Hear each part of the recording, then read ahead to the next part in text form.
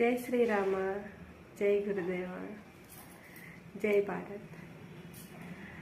అందరికీ చిన్న విన్నపం, నా మాట ఒక్కసారి ఆలకిస్తారు అన్న కోరికతోటి చెప్తున్నాను.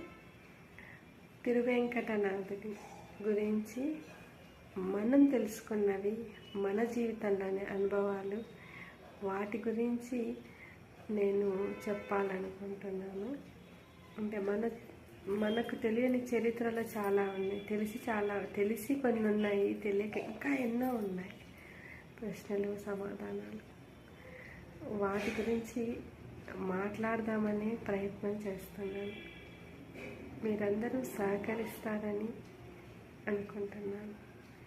తిరువేంకటనాథుని దర్శనానికి, భగవద్ దర్శనానికి వెళ్ళినప్పుడు